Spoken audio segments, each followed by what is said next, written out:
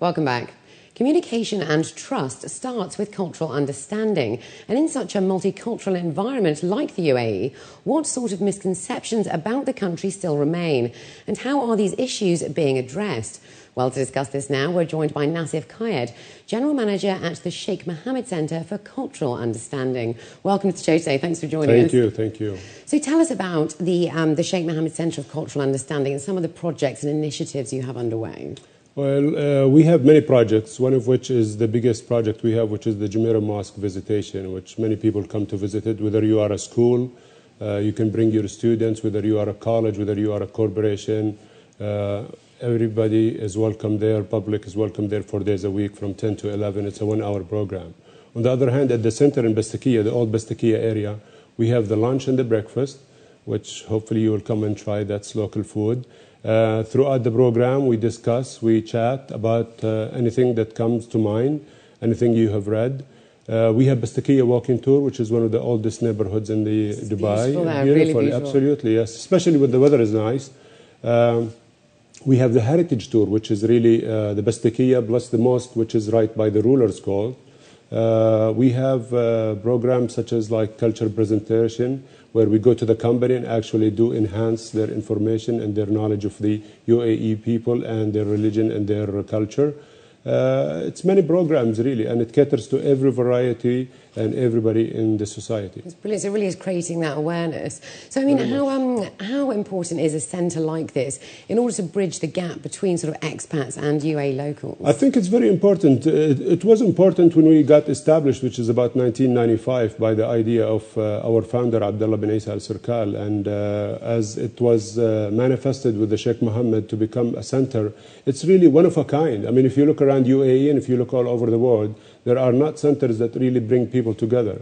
And really what we do, especially in today's time, we really do need what we do, and which is people from all over the world come to Dubai and they are trying to live, be neighborly, work together in the same company, live in the same building, and they have questions about each other.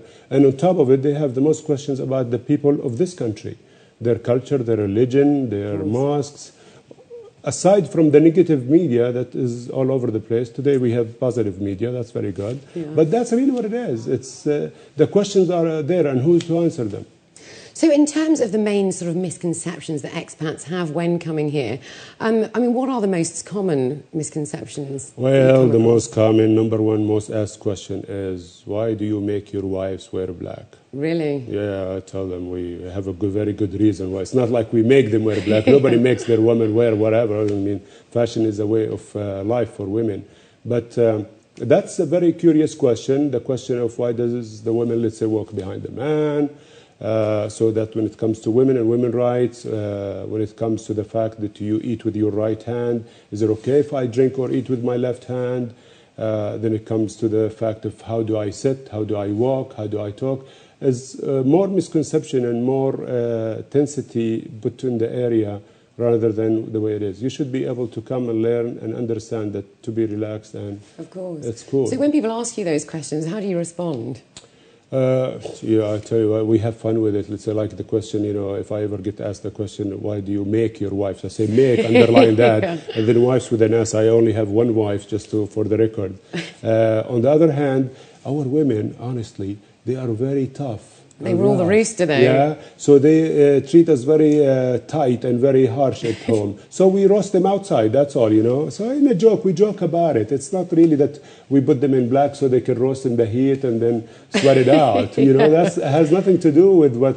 The black is actually a fashion, that it's modest and practical. It does not reveal what's underneath it, and it's very comfortable and very flowing, you know. So you have to try it to believe it. Because as we were saying earlier, it's nice that you still have your traditional dress as well. That's true too. The fact of the matter is the way we wear our kandoras, our you know, ghutra, the igal. It's really a principle of how mankind used to dress like this from old times. Yeah. If you look at the biblical pictures or movies or old Roman Empire, nobody used to dress in jeans and golf shirts. Exactly. The same thing for the ladies. I mean, until now, monks, tabbats, you know, Hasidic Jews, you go to the Vatican, they all dressed like this with long, we call them dresses. But they're not dresses. They're just like a way of dressing up for the practicality of the environment, plus modesty too. Definitely. So on the flip side, what are the misconceptions that the Emiratis, let's say, have on expats as well? Well, you know, the same thing. Emiratis, before, if you have been traveled or if you've been out and about, then you get to know and learn about it. Same thing when people have come here for the first time, they've been to an Arab or a Muslim country particularly.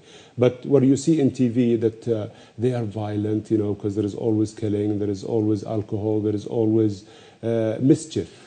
So you feel like trusting Westerners might be very difficult. It's damaged, really, because of that. Because that's what Hollywood portrays. The Hollywood has never said, you know, rarely you ever see a good movie about good principles of humanity.